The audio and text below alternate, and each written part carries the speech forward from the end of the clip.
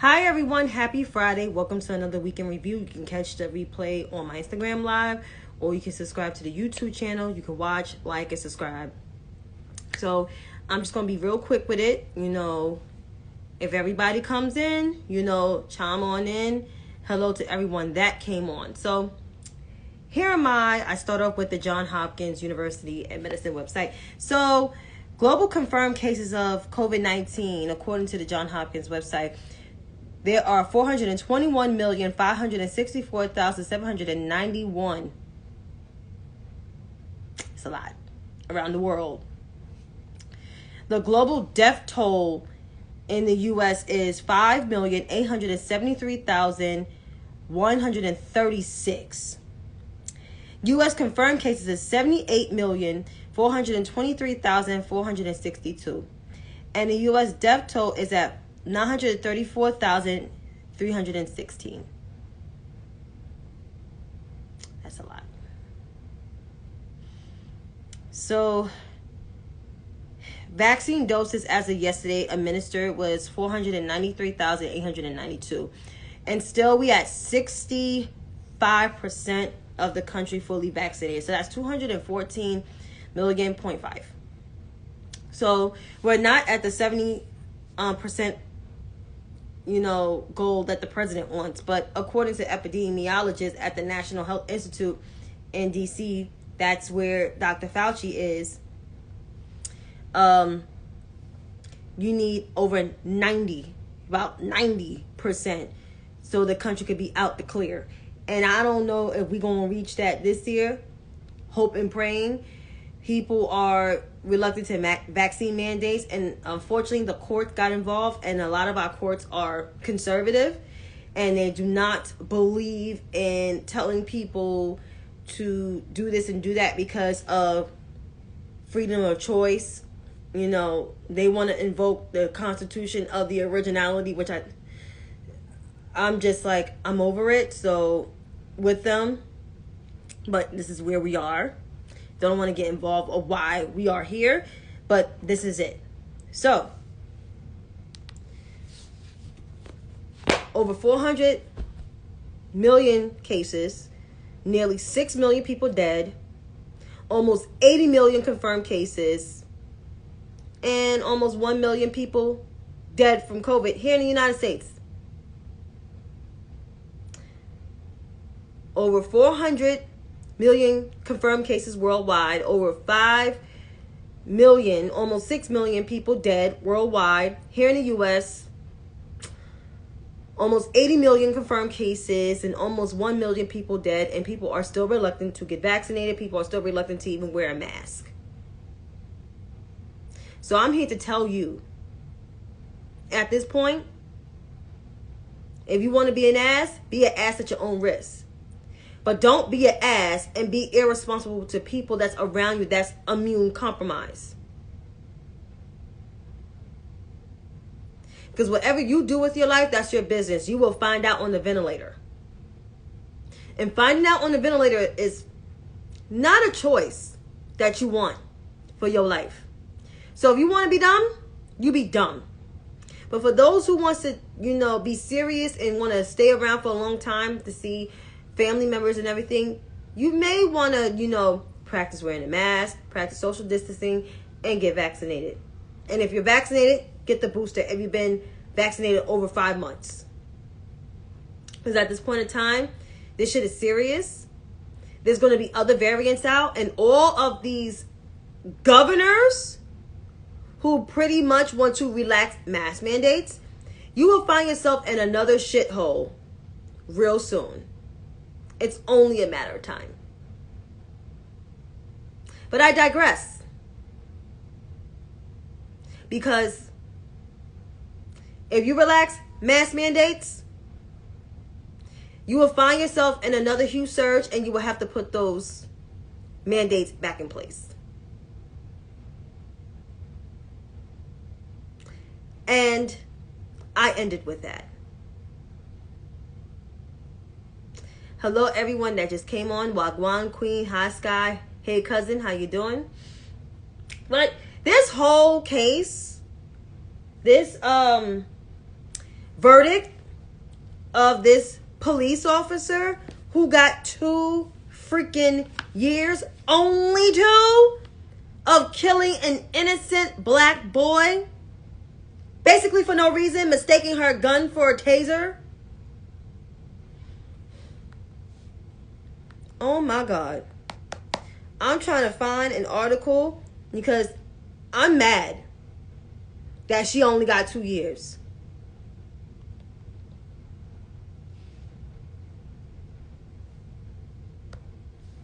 So I'm going to read from the CNN article. Kim Potter, ex-officer convicted in fatal shooting of Chantay Wright, sentenced to 2 years in prison, less than prosecutors requested. Kim Potter, the former Minnesota police officer who mistakenly drew a gun instead of a taser and fatally shot Chantay Wright during a traffic stop, was sentenced on Friday to 2 years in prison. The sentence comes nearly 2 months after Potter was convicted of first and second degree of manslaughter. Prosecutors had requested 7 years and 2 months, while Potter's attorneys argued that a lesser sentence pointed out her lack of prior criminal history and remorse for Wright's death. Potter will be required to serve 2/3 of a sentence in prison, or 16 months, according to the state law. With good behavior, she will be eligible for supervised release for a remaining third. And this judge, Regina Chang, called the sentence an extremely difficult decision.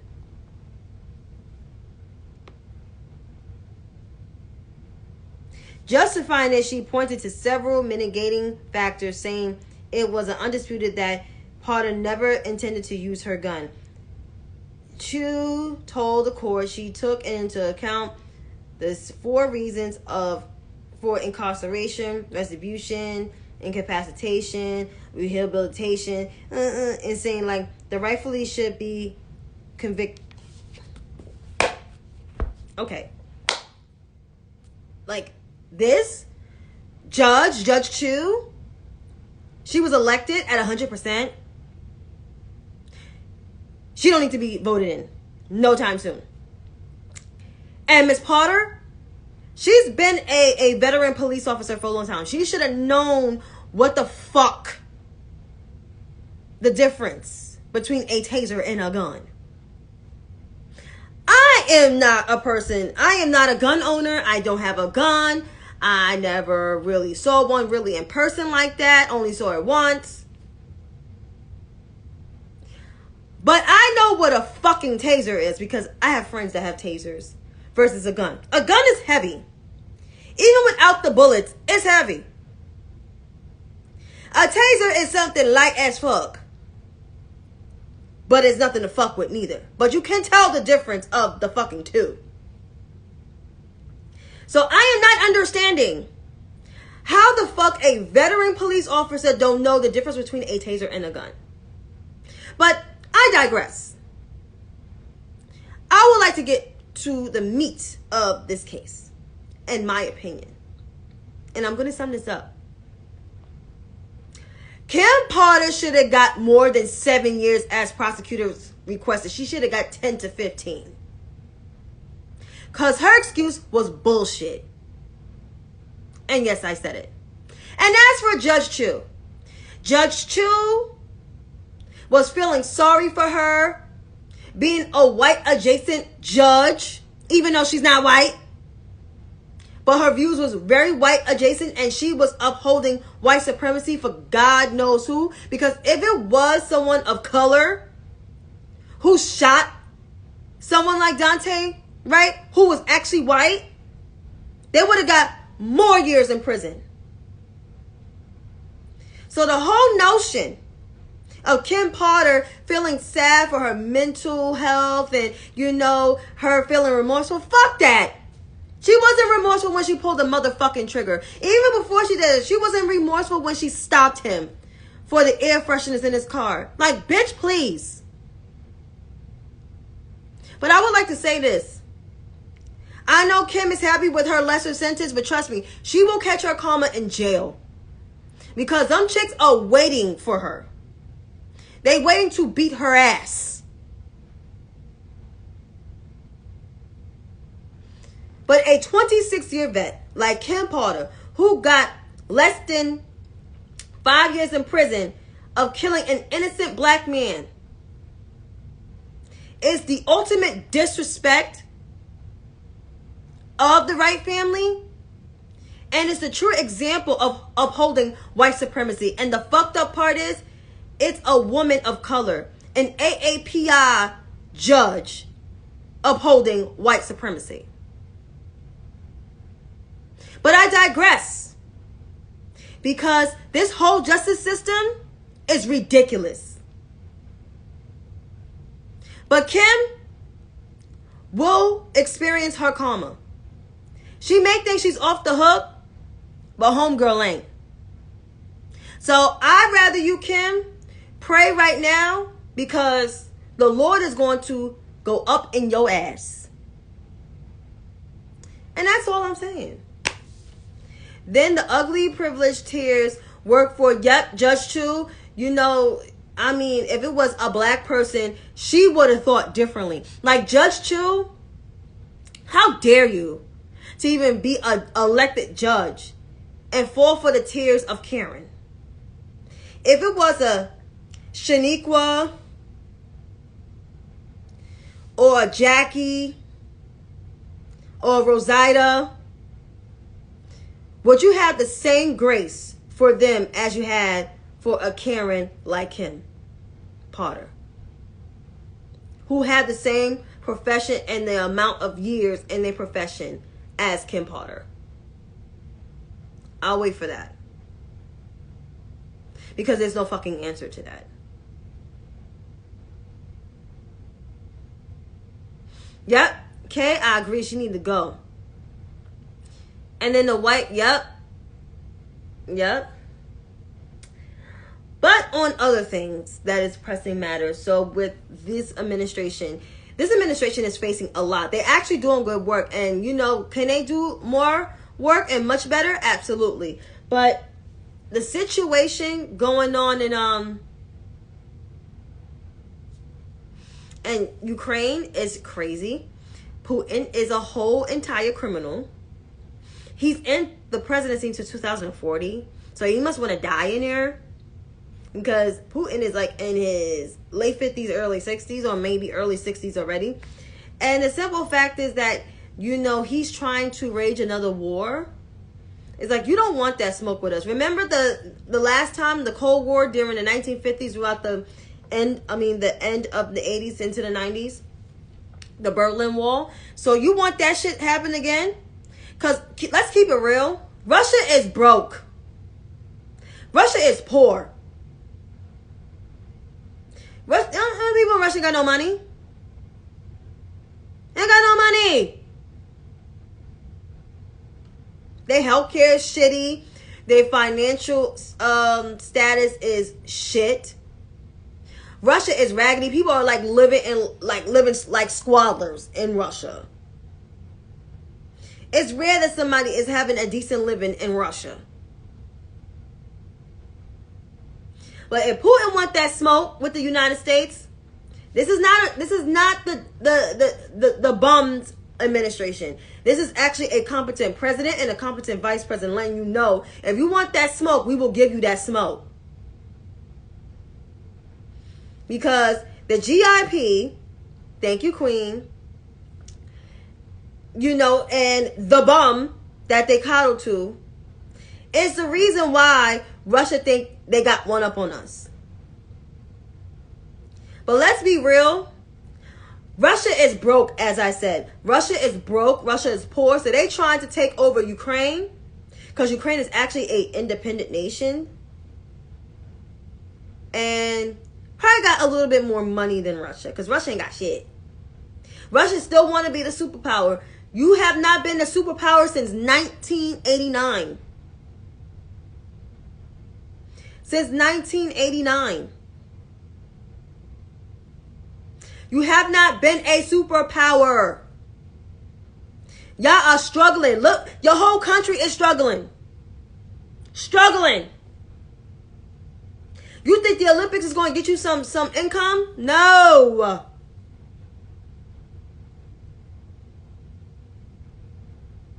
No. You think buddying up to China will help you? No. It didn't help you during the Cold War like that. Why is it going to help you now?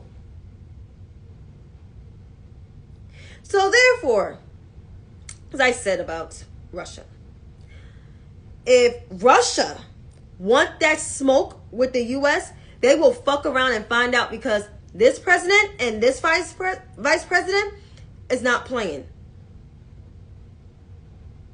The onus is on them, as the vice president said. So Putin, if you want that smoke from the United States, you will find out.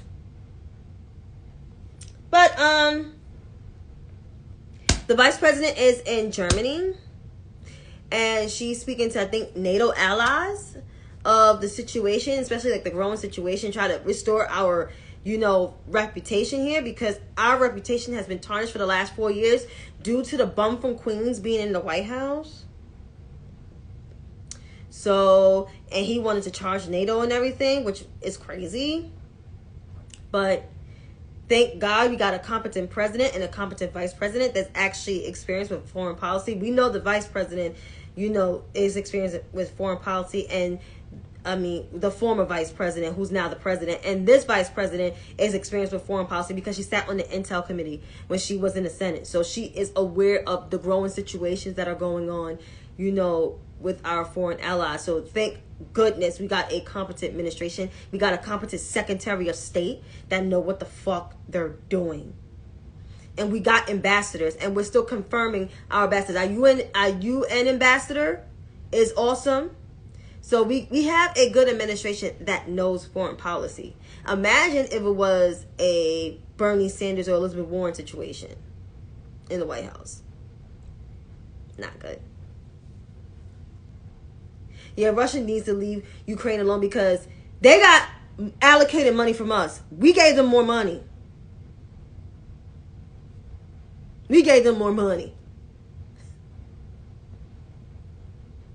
But this administration is doing good work, so people need to calm down. Now, in terms of the midterms. So there's a lot of races that are in play. People are focusing on, of course, Pennsylvania, Wisconsin, North Carolina, Ohio, and Florida. And, of course, maintaining our strongholds in Georgia and New Hampshire and some other key states as well. If we can gain 5 seats and even flip some Republican states, that would be great. Because there's a lot of Democrats running for Senate as well as for the House. There's a lot. There's a whole lot. And early voting is going on in Texas. And I believe Jasmine Crockett may end up, being the nominee and possibly winning, because the outgoing Congresswoman has voted for and supporting Jasmine Crockett, who is a progressive. Because the moderate challenger or the centrist, whatever kind, I don't like to put labels on people.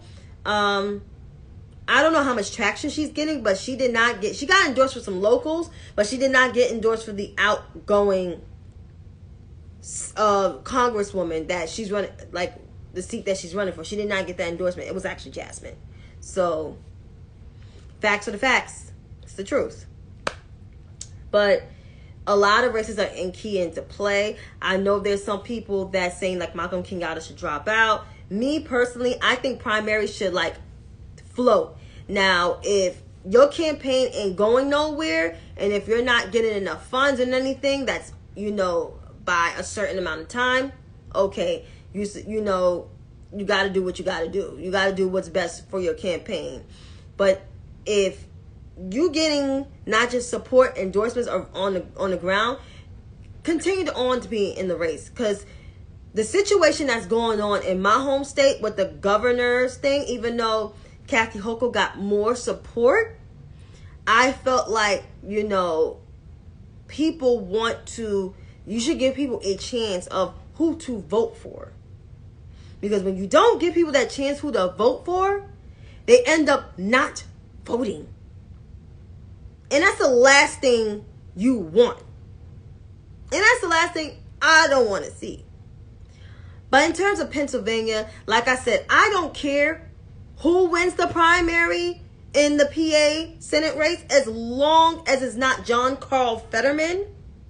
Not just because he chased down a black guy for no reason. He's not good representation to be in the Senate. He don't look presentable. He don't have a platform to run on. He may have money, but he don't have a platform to run on. And he doesn't have a good relationship with none of the sitting elected officials in Pennsylvania. And that's not good. Especially when you are a high-ranking elected official. You are a lieutenant governor. You should have got more support than both Connor Lamb and Malcolm Kenyatta. And you didn't. You let the sitting congressman who fought hard in his district to win re-election get more state support, state elected official support than you. You let another state elected official, your fellow state elected official in the Pennsylvania State House, get more support, like state elective support more than you. So you let two men, one who sits in Congress in DC, and the other who sits in a state representative house, both men, get support from local elected officials in Pennsylvania than you, the lieutenant governor, John Fetterman, the lieutenant governor. Make it make sense. Yeah, you have money, but you don't have support. You're not even endorsed by a lot of people. So the whole notion of him still being in the race, if anything, he should be out the race. Because he's not doing anything better for himself. Or maybe he should run for re-election for his seat. But then again, no. I would like to see an unemployed John Carl Fetterman. Unemployed John Carl Fetterman. How does that look like? You on MSNBC? You on TYNT? And dirty. But overall, I would like to wrap this up. I don't care who wins the primary in Pennsylvania. As long as it's not John Carl Fetterman, it can either be my preferred candidate, Malcolm Kenyatta, or Connor Lamb. They will be both good to represent the state alone. Either two of them, because they have a record of doing for people and passing legislation to help people. Versus John Carl Fetterman, the lieutenant governor who voted for Trump in 2016 over the most qualified woman, but you a Democrat. Child, please. But, yeah. And there's other House races. I mentioned one. I don't know who's primary in AOC, but I know it's Tina from the Bronx is primary in AOC. And I'm like, what? Hold up. You? The dirty looking bitch? The one who can't even talk? Who don't even have great vocabulary? Tina from the Bronx? Whoever lives in New York 14, I know there's a couple that I know. Whatever you do, whoever's the Democratic nominee or Democratic challenger to AOC, you can vote for them. But if AOC does become the Democratic, nominee once again, make sure y'all cast y'all vote for either her versus Tina from the Bronx. Because that would be a shit show. And, yeah. Just go out and vote early. I know early voting starts in Texas and their primary, they're the first ones to have a primary on March 1st is their actual primary day. I think Pennsylvania is the 17th of May, and I know in New York is our primary is June 28th. Is always so fucking late. Yeah, and I think South Carolina is somewhere in the springtime. There's Jim Clybourne's being primary by Harpo, and I don't believe Harpo is winning. So, congrats. So Harpo is Harpo gonna lose. Harpo gonna be right on TYNT. So Harpo child, yo. But these midterms are going to be interesting. They was not what I imagined it to be, because I picture something different. Of course, you never get what you want. However, it's important to go out and vote. I'd rather you go out and vote than sit your ass at home and complain that why you didn't get this and why you didn't get that, because you didn't take your ass and vote. With all this stuff going on, voting is our power, and voting is our way of saving democracy so we don't live in a shit show. Because with all this stuff going on, it's a shit show. And the only way we can get out this shit show, our first step, is to go out and vote.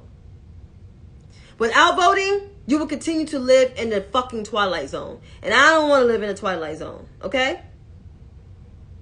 You think I'm not tired of wearing my mask? I am tired of wearing double masks. But you know what? I'd rather wear that than get COVID. Because once you get COVID, you're not the same anymore. So you want to be stupid and stay home? You will find out living in the fucking Twilight Zone. That's all I'm saying. Yes, I call him Harpo. Because Harpo got so much mouth. He talked too much shit. Got so much to say about people. He's a punk ass bitch. Yes, I said it. Now I want to get to reading people. So, y'all know my AG. I love her. So Donald Trump has 21 days to him and his children, including Donald Trump Jr. and Ivanka Trump, has 21 days to submit their subpoenas. And if they don't submit, they either got to plead the fifth, which I think is a better opportunity than not pleading the fifth.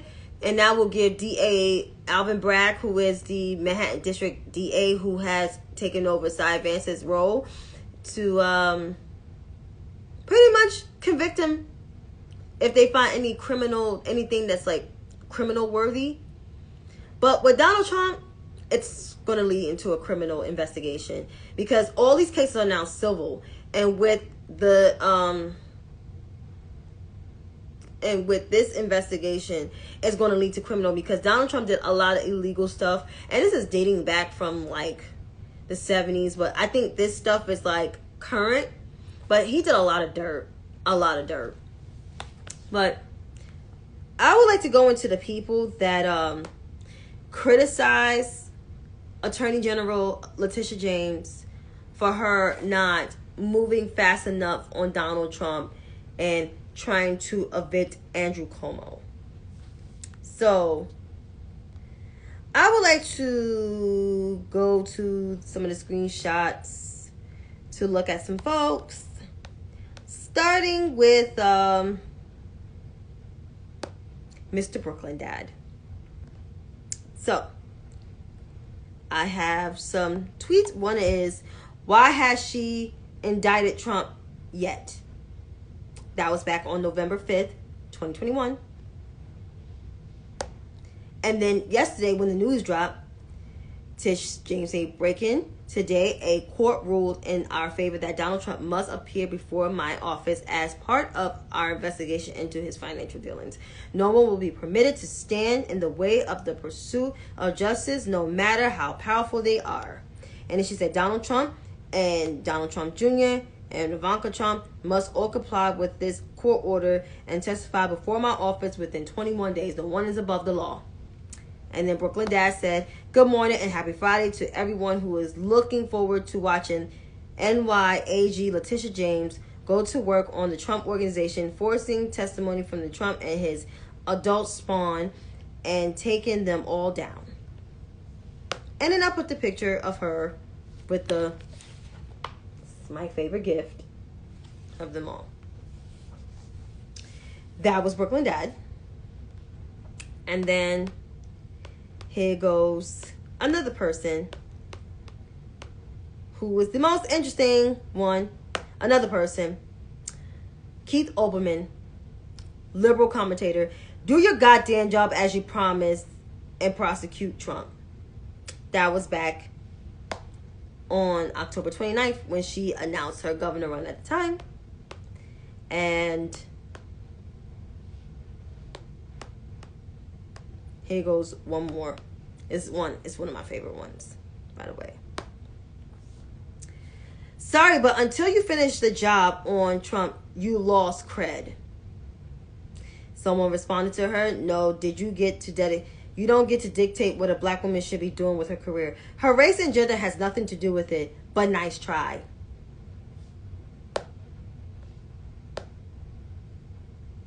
And then after, the whole news breakout, no one is enforced in law, the delay, blah, blah, blah, blah. And then I put the picture of the AG because it's a lot of receipts. And then after that is, oh, hey, Merrick Garland, see how it's done.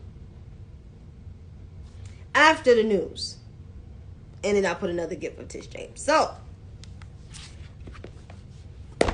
Brooklyn Dad, Keith Olbermann, and Cherie Jacobs.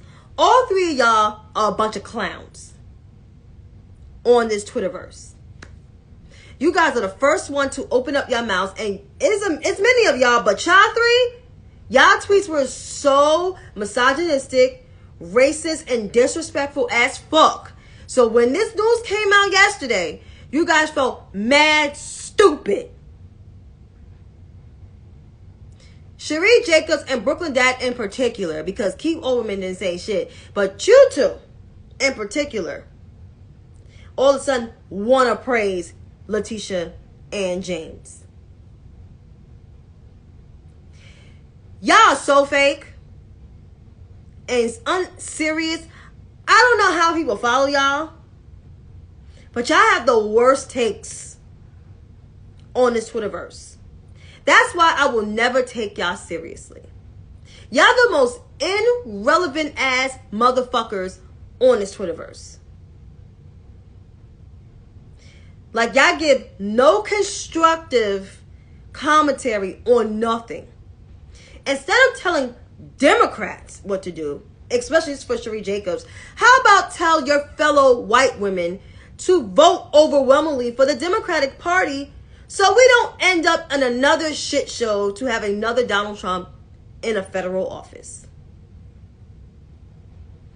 And as for Brooklyn Dad, instead of tweeting all day long, maybe you want to raise some funds for some candidates. People with me like you more. So I'm going to need for y'all two to put your money where your mouth is before talking. And if you can't do that, then shut the fuck up forever. That's all I'm saying. And to all the dickheads at Fox News that are still obsessing over Hillary Clinton has moved on. She don't care about none of y'all. Y'all all trash. And I'll leave it as that. But until then, folks, because I'm exiting out, I'm tired. You guys have a good night. Be safe. Have a great 4-day weekend. Yes, and I'm going to say long weekend. Have a good long weekend, because some people don't like when you say long weekend about federal holidays. But have a good President Day weekend. That includes you too, Megan, because you say you don't like long weekends. Have a great long weekend. And I'll see you next week. And don't forget to watch Antics and Analytics with Mr. Brian, Mr. Too Raw Too Real, aka Kenny, and Dr. Candace Rouser. So